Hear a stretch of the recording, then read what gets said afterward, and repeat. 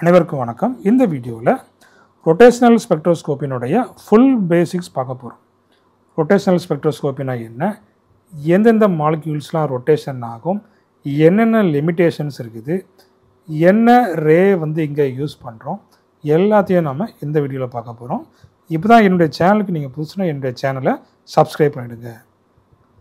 வாங்க இந்த rotational ஸ்பெக்ட்ரோஸ்கோப்பியினுடைய full பேசிக்ஸை நம்ம பார்க்க போகிறோம்.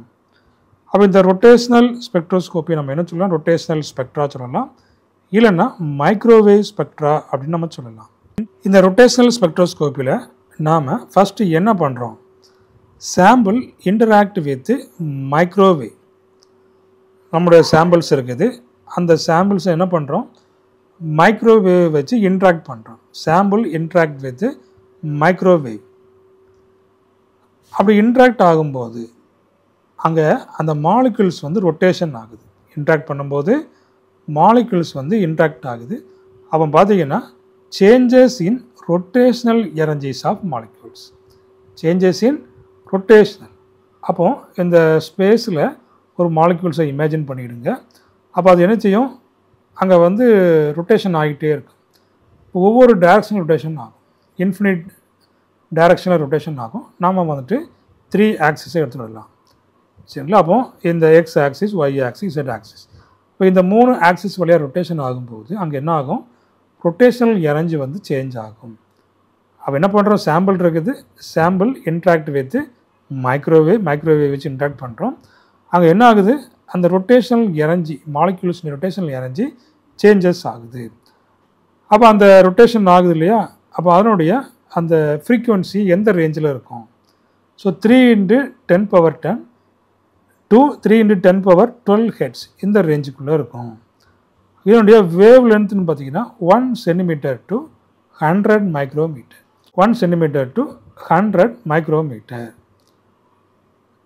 அப்போ இதனுடைய லிமிட்டேஷன் அப்படின்னு பார்த்தீங்கன்னா என்ன, அப்போ இந்த ரொட்டேஷனல் ஸ்பெக்ட்ரோஸ்கோப்பில் லிமிட்டேஷன் அப்படின்னா என்ன, இந்த மைக்ரோவேவ் வச்சு இன்ட்ராக்ட் பண்ணுறோம் இல்லையா, மாலிகுல்ஸ் இருக்குது, மாலிகுல்ஸ் மேலே மைக்ரோவேவ் வச்சு இன்ட்ராக்ட் பண்ணுறோம். அப்போ இந்த மாலிகுல்ஸுக்கு என்ன இருக்கணும் அப்படின்னு பார்த்தீங்கன்னா, பெர்மனன்ட் டைபோல் மூமெண்ட் இருக்கணும். என்ன இருக்கணும், பெர்மனன்ட் டைபோல் மூமெண்ட்.